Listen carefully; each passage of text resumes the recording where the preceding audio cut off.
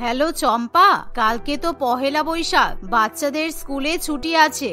তুই আজকে বিকালেই বাড়ি চলে আয়। পহেলা বৈশাখের দিন সবাই মিলে আমরা একসঙ্গে মজা করব। তোর বৌদি কিন্তু কালকে বিভিন্ন রকম বাঙালি খাবার রান্না করবে। আমরা সবাই সারাদিন ভালো মন্দ খাবার খাবো, আর তুই খাবি না সেটা কি করে হতে পারে? মা, আমি জানতাম তুমি নিশ্চয়ই আমাকে ফোন করে ডাকবে। এমনিতেও ছেলে মেয়েরা মামার বাড়িতে যাবে বলে বায়না করছিল। ঠিক আছে, আমি আজকে বিকালেই ছেলে মেয়েকে নিয়ে বাপের বাড়িতে চলে যাব, কারণ আজকে তোমার জামাই যেতে পারবে না। ওর কালকে অফিস ছুটি আছে। ওকে আমাদের বাড়িতে কালকে চলে যেতে বলবো। হ্যাঁ হ্যাঁ, একদম সাবধানে আসিস কিন্তু। আর যদি একা একা ছেলে মেয়েদেরকে নিয়ে আসতে সমস্যা হয় তাহলে আমাকে একবার ফোন করিস, কেমন? এমন সময় নন্দিনী দরজার আড়াল থেকে তার শাশুড়িমা এবং ননদের সব কথা শুনতে পায়, কারণ শ্রাবণী দেবী ফোন স্পিকারে রেখে তার মেয়ের সঙ্গে কথা বলে। আর নন্দিনী যখন জানতে পারে আজকে বিকেল বেলাতে ননদ বাপের বাড়িতে আসবে, তখনই সে তেলে বেগুনে জ্বলে ওঠে। উফ, আমার আর ভালো লাগে না। দুদিন ছাড়াই শুধু আমার ননদ বাপের বাড়িতে চলে আসে, তার উপর আমার ননদের দুই ছেলে মেয়ে ভীষণ জ্বালাতন করে। না, আমি পহেলা বৈশাখের দিন বিকাল বেলা আমার বরের সঙ্গে বাইরে ঘুরতে যাব। আমার ননদ বাড়িতে থাকলে আমার বর আমাকে কিছুতেই একা একা বাইরে ঘুরতে নিয়ে যাবে না, আর এটা আমি কিছুতেই হতে দেব না। যে করে হোক ননদকে আটকাতেই হবে, যাতে আমার ননদ কালকে বাড়িতেই না আসতে পারে। নন্দিনী মনে মনে ভাবনা চিন্তা করার পর একটা ফোন দিয়ে আটে। বিকাল হবার আগে নন্দিনী চুপি চুপি তার ননদকে ফোন করে বলে, দিদি, তুমি কি বাড়ি থেকে বেরিয়ে গেছো? না, আসলে আজকে আমরা বাড়িতে থাকবো না। আজকে বিকালে তো তোমার বাড়িতে আসার কথা আছে, তাই মা বললো তোমাকে ফোন করে জানিয়ে দিতে। কারণ আমরা বাড়িতে থাকবো না, তুমি তোমার দুই ছেলে মেয়েকে নিয়ে এসে একা একা কিভাবে থাকবে? বৌদির মুখে এরকম কথা শুনে চম্পা খুবই অবাক হয়। কেন, তোমরা বাড়িতে থাকবে না মানে? একটু আগে মা তো নিজেই আমাকে ফোন করে বললো বাড়িতে যেতে। কালকে ভাইয়ের অফিস ছুটি থাকবে, সবাই তোমরা বাড়িতে থাকবে। কিন্তু হঠাৎ করে তোমরা এখন বলছো বাড়িতে থাকবে না, সেটা কি করে হতে পারে? আসলে আর বলো না, একটু আগেই আমার মা ফোন করলো। আমার মা সিঁড়ি দিয়ে পড়ে গেছে, আর আমার মায়ের একটা পা ভেঙে গেছে। ডাক্তারবাবু প্লাস্টার করে দিয়ে গেছে। তাই আজকে আমি সন্ধ্যাবেলায় তোমার মা আর ভাইকে নিয়ে আমার বাপের বাড়িতে যাব আমার মাকে দেখতে। আমি হয়তো কয়েকদিন মায়ের বাড়িতে থেকেও যেতে পারি। মায়ের একটু দেখাশোনা করতে হবে তো। সে কি, হঠাৎ করে কাকিমা পড়ে গেল কিভাবে? ঠিক আছে, আমি বরং বাড়িতে যাই, তাহলে তোমার সঙ্গে তোমার বাপের বাড়িতে চলে যাব। আমিও কাকিমাকে একবার দেখে আসতে পারবো তাহলে। আরে না না, তোমার যাওয়ার কোনো দরকার নেই। তুমি তো জানো এখান থেকে আমার বাপের বাড়ি অনেকটাই দূরে। শুধু শুধু তুমি তোমার দুটো বাচ্চাকে নিয়ে গরমের মধ্যে কষ্ট করে অত দূরে যেও না। আমি বাপের বাড়ি থেকে ঘুরে আসি, তারপর তুমি বাড়িতে আসবে, কেমন? এই বলে নন্দিনী ফোন রেখে দেয়। আর বৌদির মুখে এরকম কথা শুনে চম্পার ভীষণই মন খারাপ হয়ে যায়, কারণ সে ইতিমধ্যে বাপের বাড়িতে যাওয়ার জন্য ব্যাগপত্র গুছিয়ে ছেলে মেয়েকে নিয়ে তৈরি হয়ে বসে থাকে। আর তখনই বাড়ির সামনে উবের গাড়ি এসে দাঁড়ায়, কিন্তু নন্দিনী চাইলেও মায়ের বাড়িতে যেতে পারে না। অন্যদিকে বাড়িতে মেয়ে এবং নাতি নাতনি আসবে বলে শ্রাবণী দেবীও মনে মনে খুবই খুশি থাকে। বোমা, আজকে তোমার ননদ আর ননদের ছেলে মেয়ে আসবে। কালকে পহেলা বৈশাখ, তাই আমি ওদেরকে বাড়িতে নিমন্ত্রণ করেছি। আজকে জামাই বাবা আসতে পারবে না, কালকে আমাদের বাড়িতে নিমন্ত্রণ খেতে আসবে। তুমি আজকে রাত্রিবেলা আমার মেয়ের পছন্দের ভেজ পোলাও আর তার সাথে সোয়া চাপ রান্না করো, কারণ কালকে তো নানান রকম মাছ মাংস রান্না হবেই। মা, আমি আপনাকে বলতেই ভুলে গেছি, আসলে একটু আগে দিদি ফোন করেছিল। দিদির ছোট ছেলে বল্টুর হঠাৎ করে খুব শরীর খারাপ করেছে, খুব জ্বর এসেছে বল্টুর। তাই দিদি বললো এখন আমাদের বাড়িতে আসতে পারবে না। সে কি, হঠাৎ করে বাচ্চাটার এরকম হলো কেন? একটু আগেই তো সব ঠিক ছিল। তাই জন্যই তো চম্পা বাড়িতে আসার জন্য রাজি হলো। আমি কি করে জানবো বলুন? নিশ্চয়ই বল্টুর সত্যিই শরীর খারাপ করেছে বলে দিদি আসতে চাইছে না। তা না হলে দিদি তো এখানে আসার জন্য সবসময় রেডিই থাকে। ঠিক আছে, তাহলে কালকে বরং আমরাই চম্পার বাড়িতে যাব আর বল্টুকে দেখে আসবো। তুমি কালকে যা যা খাবার রান্না করবে সেগুলো আমরা টিফিনে প্যাক করে নিয়ে যাব, কারণ মেয়েটা কালকে বাঙালি খাবার খাওয়ার শখ করেছে। আরে না না, বল্টু সেরকম কিছু হয়নি তো, সামান্য একটু জ্বর হয়েছে। এখন যদি জ্বর গায়ে বল্টুকে দিদি এখানে নিয়ে আসে তাহলে বল্টুর তো জ্বর বেড়ে যেতে পারে। সেই জন্যই দিদি আসবে না। আর কালকে আমরা আপনার সঙ্গে কোথাও যেতে পারবো না, কারণ কালকে বিকালে আমি আর আপনার ছেলে একটু বাইরে ঘুরতে যাব। অনেকদিন হয়ে গেল আমরা কোথাও ঘুরতে যেতে পারি না। এভাবে নন্দিনী তার শাশুড়ি মাকেও মিথ্যা কথা বলে, যার ফলে শ্রাবণী দেবীরও মন খারাপ করে। এভাবেই সেই দিনটা কেটে যায়। আর পরের দিন সকালবেলাতেই নন্দিনী রান্নাঘরে গিয়ে বিভিন্ন রকম বাঙালি খাবার যেমন বাসমতি চালের ভাত, মাছের মাথা দিয়ে ডাল, কাতলা মাছের কালিয়া, ইলিশ মাছ ভাপা, আলু পোস্ত, পটলের দোরমা আরো অনেক কিছু রান্নাবান্না করতে শুরু করে। আজকে একেবারে পেট পুরি বেশি বেশি করে খাবার খাবো। ভাগ্যিস আমি আমার ননদকে বাড়িতে আসতে দিইনি, তা না হলে এই খাবারগুলোতে আমার ননদ, ননদের বর আর ওদের ছেলে মেয়েরা ভাগ বসাতো। ওরা সবাই এত বেশি বেশি খায়, আমার ভাগের খাবারই ঠিক মতো বেঁচে থাকে না। ঠিক এমন সময় নন্দিনী তার শাশুড়ি মায়ের ফোনে রিংটোন শুনতে পায়। তাই সে খুবই ভয় পেয়ে যায় আর রান্না বান্না ফেলে রেখে দৌড়ে রান্নাঘরের বাইরে বেরিয়ে আসে। আর সে শাশুড়ি মায়ের ফোন হাতে নিয়ে দেখে যে তার ননদ চম্পা ফোন করছে। আর যা দেখে নন্দিনী আরো ঘাবড়ে যায়। সর্বনাশ করেছে, আমি একবারও তো ভাবিনি যে আমার ননদ শাশুড়ি মাকে ফোন করলেই তো আমি ধরা পড়ে যাব।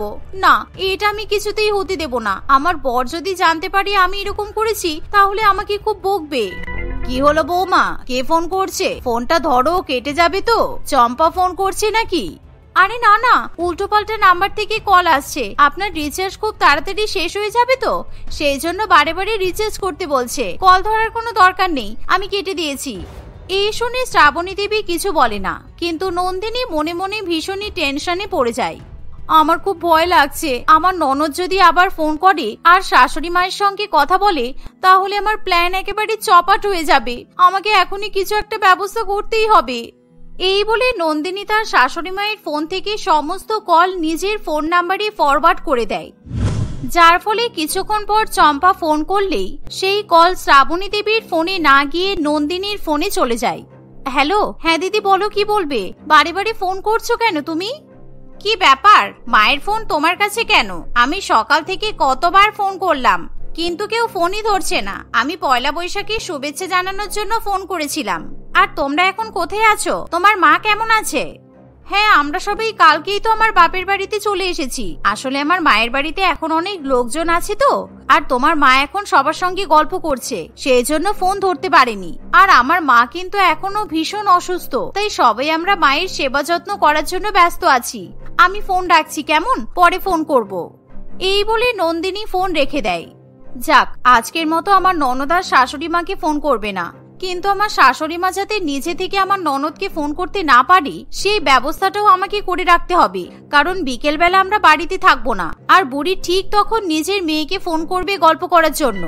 এই বলে নন্দিনী চুপি চুপি আবার তার শাশুড়ি মায়ের ফোন নিয়ে নিজের ঘরে চলে যায়। 916352। হ্যাঁ, আমি বরং এই ফোন নাম্বারের মাঝখানের দুটো ডিজিট এদিক ওদিক করে দিই। 52 এটা 25 করে দেব, তাহলে মা যখনই আমার ননদকে ফোন করবে তখনই কল অন্য জায়গায় চলে যাবে। আর ওদিকে আমার ননদ যখনই আমার শাশুড়ি মাকে ফোন করবে তখনই কল আমার ফোনে ঢুকবে। আমি দিদিকে ঠিক ম্যানেজ করে নিতে পারবো। আজকে বিকেল বেলা একদম শান্তিতে আমি আমার বরের সঙ্গে ঘুরতে পারবো। প্রথমে সিনেমা দেখবো, তারপর রাত্রিবেলা বাইরের রেস্টুরেন্টে খাওয়া দাওয়া করে বাড়ি আসবো। এই ভেবে নন্দিনী মনে মনে খুবই খুশি হয়। আর দুপুরবেলা নন্দিনী প্রায় 20 রকমের বাঙালি খাবার রান্না করে তার পরিবারকে পরিবেশন করে। নন্দিনী এবং তার স্বামী পেট ভরে খাবার খেলেও শ্রাবণী দেবী তৃপ্তি করে খেতে পারে না, কারণ সে মনে মনে তার মেয়েকে নিয়ে খুবই দুশ্চিন্তা করে। তাই সামান্য পরিমাণ খাবার খেয়ে সে নিজের ঘরে চলে যায়। আর সে যখন ফোন নিয়ে তার মেয়েকে ফোন করে তখনই সেই কল অন্যজনের ফোনে চলে যায়। হ্যাঁ হ্যালো, বলুন কাকে চাই? হ্যালো, কে বলছেন? আরে কাকে চাই বলবেন তো? কি ব্যাপার, জামাই বাবার গলাটা অন্যরকম লাগছে কেন? হ্যাঁ হ্যালো জামাই বাবা, আমি তোমার শাশুড়ি মা বলছি। তোমার ছেলে বল্টু কেমন আছে এখন? আরে কাকে জামাই বাবা বলছেন? আমার তো এখনো বিয়েই হলো না। আমার আবার ছেলে পেলে শাশুড়ি মা কোথা থেকে এলো? রং নাম্বার রাখুন। রং নাম্বার মানে?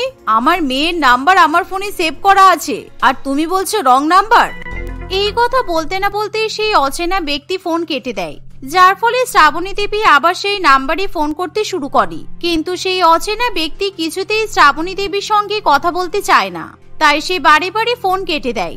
আর ইতিমধ্যে নন্দিনী খুব সুন্দর একটা দামি শাড়ি পরে সুন্দর করে সেজে গুজে তার বরের সঙ্গে বাইরে ঘুরতে চলে যায়। আর তারা প্রথমে সিনেমা দেখার জন্য অ্যাক্সিস মলে যায়। কিন্তু দুর্ভাগ্যের বিষয় হলো অ্যাক্সিস মলে যাওয়া মাত্রই নন্দিনীর সঙ্গে তার ননদ, ননদের স্বামী এবং ননদের ছেলে মেয়ের দেখা হয়। আর নন্দিনী তাদেরকে দেখা মাত্রই একেবারে ভূত দেখার মতো চমকে ওঠে। এমনকি চম্পা ও নন্দিনী এবং আকাশকে দেখে খুবই অবাক হয়। কি ব্যাপার, তোমরা এখানে কি করে? বৌদি, তুমি যে বললে তোমরা বাড়িতে নেই, তোমার মায়ের কালকে পা ভেঙে গেছে, তাই তুমি ভাইকে নিয়ে আর মাকে তোমার বাপের বাড়িতে গেছো। তুমি তো দুপুর বেলাতেই বললে তোমার মা খুব অসুস্থ, আর এখন তুমি তোমার মাকে ছেড়ে রেখে দাদার সঙ্গে ঘুরতে বেরিয়ে পড়েছো। আর তুমি তোমার মায়ের বাড়ি থেকে এত দূরে এলে কিভাবে? চম্পার কথা শুনে নন্দিনী ভীষণই ঘাবড়ে যায়, তাই সে কি বলবে কিছুই বুঝে উঠতে পারে না। তুই এসব কি বলছিস দিদি? আমার শাশুড়ি মা তো একদম ঠিকঠাক আছে। এই তো সকালেই ফোনে কথা বললাম, আর আমরা তো আজকে কোথাও যাইনি, আমরা তো বাড়িতেই ছিলাম। আর দিদি, নন্দিনী বললো তোর ছেলে বল্টুর শরীর খারাপ, তুই আজকে বাড়িতে যেতে পারিসনি, কিন্তু বল্টু তো একদম সুস্থ আছে। নন্দিনী, তুমি আমাদেরকে মিথ্যা কথা বলেছো কেন? আমাকে ক্ষমা করে দাও, আসলে আমি প্ল্যান করেছিলাম আজকে পয়লা বৈশাখের দিনে দিদি যাতে আমাদের বাড়িতে যেতে না পারে, কারণ দিদি বাড়িতে থাকলে তুমি আমাকে কখনোই বাইরে ঘুরতে নিয়ে আসতে না। কতদিন হয়ে গেছে বলো তো আমরা বাইরে ঘুরতে বেরোই না। যখনই তোমার অফিসে ছুটি পড়ে তখনই দিদি আমাদের বাড়িতে ঘুরতে চলে আসে, আর তুমি দিদিকে নিয়ে দিদির ছেলে মেয়েকে নিয়ে ব্যস্ত হয়ে পড়ো। কখনো তুমি আমাকে সময় দাও না, আমাকে নিয়ে বাইরে ঘুরতে বেরোও না। সেই জন্য আমি দিদিকে, মাকে, তোমাকে সবাইকে মিথ্যা কথা বলেছি, যাতে আজকে আমি তোমার সঙ্গে ঘুরতে বেরোতে পারি। এভাবে নন্দিনী সবার সামনে সত্যি কথা বলে দেয়, যার ফলে আকাশ খুবই রেগে যায়, আর সে নন্দিনীকে একটা চড় মারতে যাবে তখনই চম্পা তার বৌদিকে বাঁচিয়ে নেয়। ভাই, দয়া করে বৌদির গায়ে হাত তুলিস না, আমার মনে হয় এতে বৌদির কোনো দোষ নেই। তুই সবসময় আমার কথা, আমার ছেলে মেয়েদের কথা আর মায়ের কথা চিন্তা করিস, কিন্তু তোরও তো বৌদিকে সময় দেওয়া উচিত। বৌদিরও তো তোর সঙ্গে ঘুরতে যাওয়ার ইচ্ছা করতেই পারে, এতে কিন্তু আমাদের সবার দোষ। আমরা একবারও বৌদির কথা ভেবে দেখিনি। তবে বৌদি, তুমি যদি এসব কথা আমাকে খুলে বলতে, তাহলে আমি কালকে কিছুতেই মায়ের বাড়িতে যেতাম না। আমাকে ক্ষমা করে দাও, আমি আর কখনো এরকম করব না, আমার ভুল হয়ে গেছে। দিদি, তোমার যখন ইচ্ছে তুমি তখনই বাড়িতে যেতে পারো। এভাবে নন্দিনী নিজের ভুল বুঝতে পারে, তাই সবাই নন্দিনীকে ক্ষমা করে দেয়। আর তারা সবাই মিলে একসঙ্গে সিনেমা দেখার পর নন্দিনী এবং আকাশ চম্পা ও তার পরিবারকে নিজের বাড়িতে নিয়ে চলে যায়। আর চম্পা মায়ের বাড়িতে দুদিন আনন্দ করার পর আবার ছেলে মেয়েকে নিয়ে শ্বশুর বাড়িতে ফিরে যায়। চন্দ্রা এবং পারুল দুই বোন ছিল। তারা ছোটবেলা থেকে একসঙ্গে একই রকম ভাবে বড় হলেও তাদের বিয়ের পরে দুই বোনের ভাগ্য একেবারে বদলে যায়। বড় বোন চন্দ্রার বিয়ে হয় একজন ধনী শিল্পপতির সঙ্গে। অপরদিকে ছোট বোন পারুল বিয়ে করে তাদের কলেজেরই একটি ছেলে সুজয়কে। সুজয়ের বাবা একজন গরিব অটো চালক ছিল। সুজয়কে তাদের কলেজের কেউই পছন্দ করত না, এবং এটার কারণ শুধুমাত্র সুজয়ের দরিদ্রতা তা নয়, বরং এটার কারণ ছিল শহরের গুন্ডা বদমাইশদের সঙ্গে তার মেলামেশা ছিল। তুই পড়াশোনায় এত ভালো, এত ভদ্র, এত সভ্য একটা মেয়ে হয়েও এইভাবে বাবা মায়ের মুখে চুনকালি লাগালি। এই ছেলেটাকে বিয়ে করার আগে একবারও ভাবলি না? তাও আবার নিজের দিদির বিয়ের দিন এরকম একটা অঘটন তোকে ঘটাতে হলো। এই যে দেখুন, এসব ভাষণ অন্য কোথাও দেখাবেন। আপনার মেয়ে বললো বাবা মায়ের আশীর্বাদ নেবে, তাই ওকে এখানে নিয়ে এসেছি। অপমানিত হতে আসিনি ওকে। এ তুই কি ছেলেকে বিয়ে করেছিস? নিজের চোখেই দেখ কিভাবে আমার সাথে ব্যবহার করছে, দেখেছিস? তাও তোদের বিয়ের দিনই আমার মেয়ে হয়ে তুই এইরকম ছেলেকে বিয়ে করবি, আমি কখনোই ভাবতে পারছি না। ভাবতে না পারার কি আছে শুনি? আমার থেকে দিনের পর দিন জিনিস নিয়ে ঘর ভর্তি করলো, আর বিয়ে করবে অন্য কাউকে? পারুল, তোমার বাবা মায়ের সাথে কথা হয়ে গেলে এক্ষুনি চলো আমার সাথে, বেরিয়ে যাবো এখান থেকে। আমি কি একবার একটু দিদি ভাইয়ের সঙ্গে দেখা করতে পারি বাবা? আমার দিদি ভাইকে একটা কথা বলার ছিল। সত্যি বলছি, আমি বেশি সময় নেব না। তোকে আমাদের বাড়ির কারোর সাথে আর কোনো কথাই বলতে হবে না। আজ থেকে আমি তোকে আমার মেয়ে বলেই মানি না। তুই এখান থেকে বেরিয়ে যা, এখনই বেরিয়ে যা। পারুল অনেকবার জোর করলেও মোহনবাবু কিছুতেই তাকে চন্দ্রার সঙ্গে দেখা করতে দেয় না।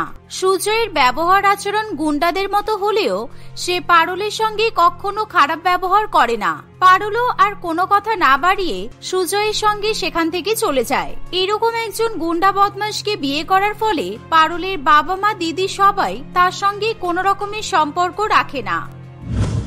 দেখতে দেখতে বেশ অনেকগুলো দিন কেটে যায়। পারুল এখন গর্ভবতী।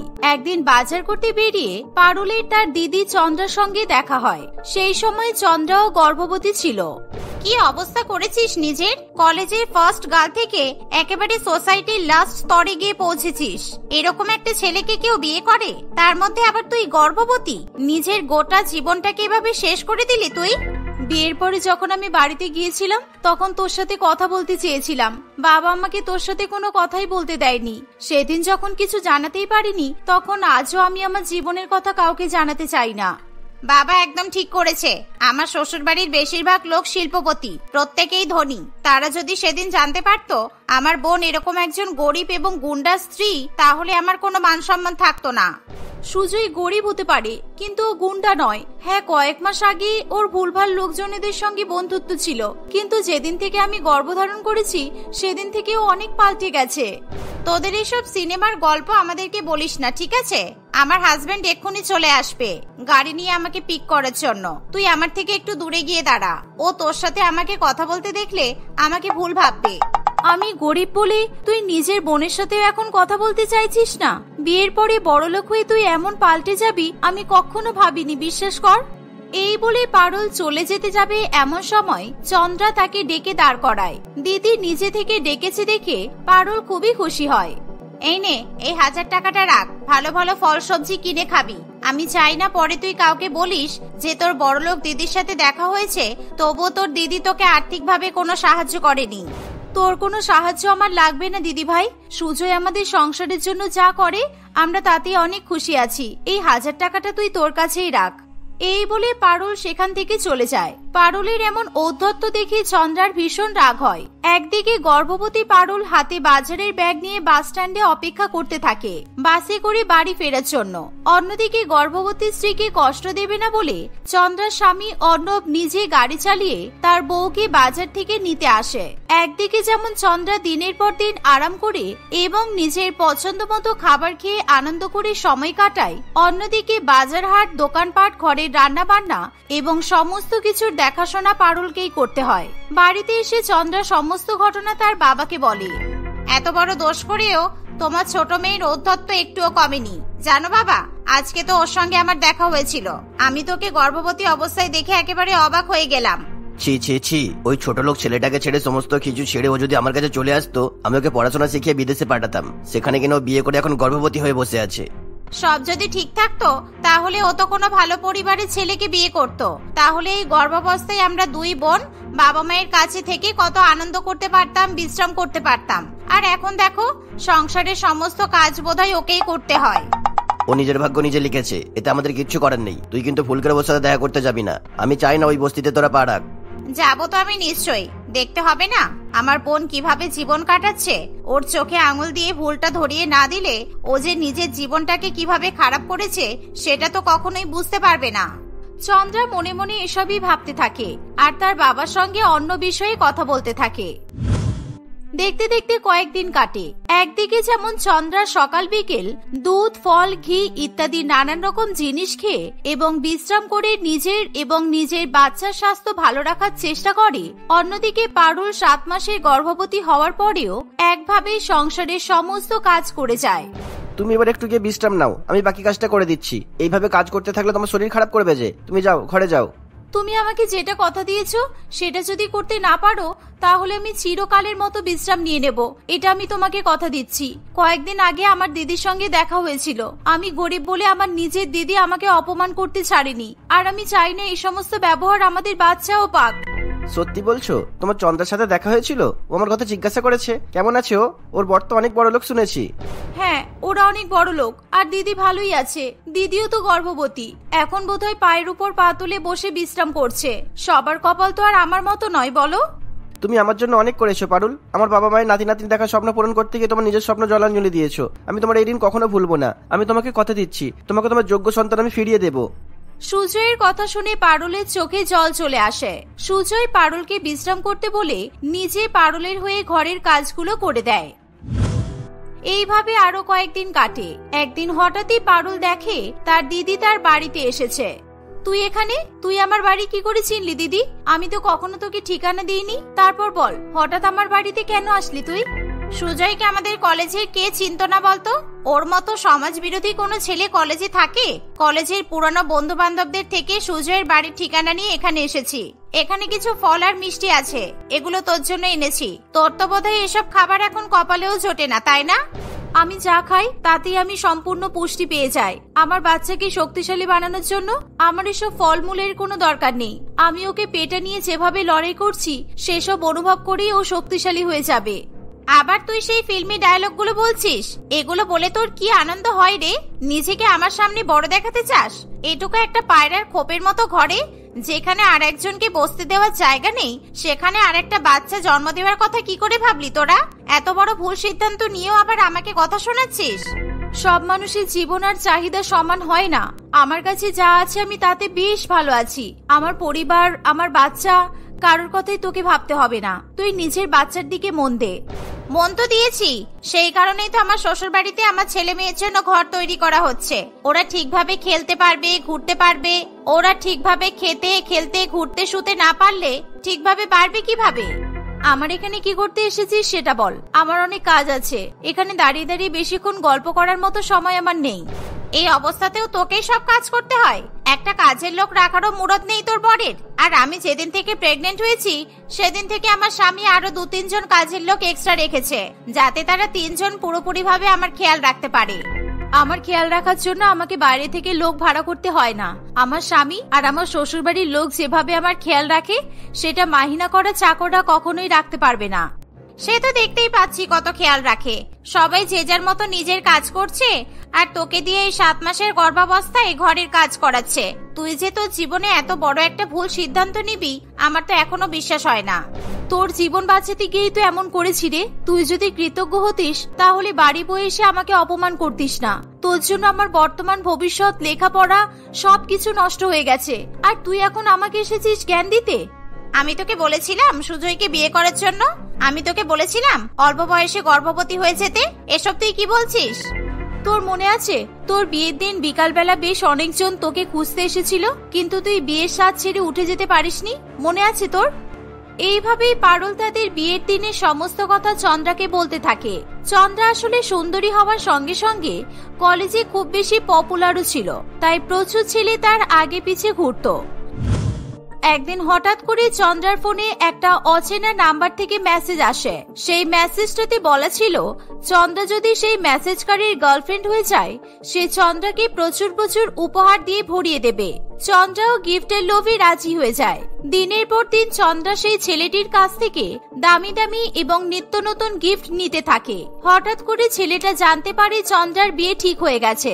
সে আর কোনো দিক চিন্তা না করে সোজা চন্দ্রাদের বাড়িতে চলে আসে। তারা বিয়ে বাড়িতে ঝামেলা করতে যাবে এমন সময় পারুল সেখানে এসে উপস্থিত হয়। তুমি কেন এসেছো? তোমার দিদিকে ডেকে আনো। আমার সাথে এতদিন নাটক করে আমার থেকে এত গিফট নিয়ে আজ বিয়ে করতে যাচ্ছে। এই কারণেই বোধহয় আমার থেকে শুধু জিনিসপত্র নিয়ে গেছে আর ফোনে কথা বলে গেছে। কোনোদিনও দেখাও করেনি আর ভিডিও কলও করেনি। ওকে আমি ছাড়বো না। সুজয়ের কথা শুনে পারুলের মাথায় একটা বুদ্ধি আসে।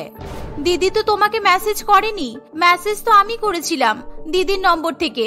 দিদিকে সবাই এত পছন্দ করে বলে আমার খুব রাগ হতো, তাই দিদির ভাগের ভালোবাসার উপহারগুলো পাওয়ার জন্য আমি তোমার সাথে কথা বলতাম। এই সুজয়, এই মেয়েকে এক্ষুনি নিয়ে চল। আজ আমরা তোদের বিয়ে দেবো। যেই মেয়ে দিদির সাথে হিংসা করে এত কিছু করতে পারে, সে তোকে কোনো না কোনোদিন ল্যাং মেরে ফেলে দেবে, আর তুই টেরও পাবি না। এইভাবেই পারুলের সঙ্গে সুজয়ের বিয়ে হয়ে যায়। চন্দ্রা ছেলে মানুষের জন্য তার একমাত্র বোনের জীবন এভাবে নষ্ট হয়েছে জেনে চন্দ্রা খুবই কষ্ট পায়। সে তার চোখের জল ধরে রাখতে পারে না। আমি তোর জন্য সুজয়কে বিয়ে করেছি। সুজয়ের বৃদ্ধ অসুস্থ বাবা নাতি নাতনির মুখ দেখতে চেয়েছে বলে আমিও গর্ভবতী হয়েছি, কিন্তু তাতে আর আমার কোনো দুঃখ নেই। সুজয় এখন পড়াশোনা করছে। সব ঠিক থাকলে ও অনেক বড় একজন সরকারি অফিসার হবে। তখন আর আমাকে নিজের মেয়ে বলে পরিচয় দিতে আমার বাবার কষ্ট হবে না, তাই না দিদি? এই সমস্ত কথা শুনে পারুল এবং চন্দ্রা দুজনেই হাউ হাউ করে কাঁদতে থাকে। আড়াল থেকে পারুলের সমস্ত কথা শুনে সুজয়ও নিজের চোখে জল ধরে রাখতে পারে না। সে আরো মন দিয়ে পড়াশোনা করতে থাকে। অন্যদিকে সমস্ত কথা জানতে পেরে চন্দ্রা তার বাবাকে জানায়। মোহনবাবু পারুলকে ক্ষমা করে দেয়। সে তার 2 মেয়েকেই তাদের গর্ভাবস্থায় নিজের কাছে নিয়ে এসে রাখে। কিছুদিনের মধ্যেই পারুল এবং চন্দ্রা 2 বোনে একসঙ্গে 2 ফুটফুটে পুত্র সন্তানের জন্ম দেয়। সুজয় তার চাকরির পরীক্ষায় পাশ করে একজন বড় অফিসার হয়। তারপর থেকে তাদের জীবনে আর কোনো দুঃখ কষ্ট থাকে না।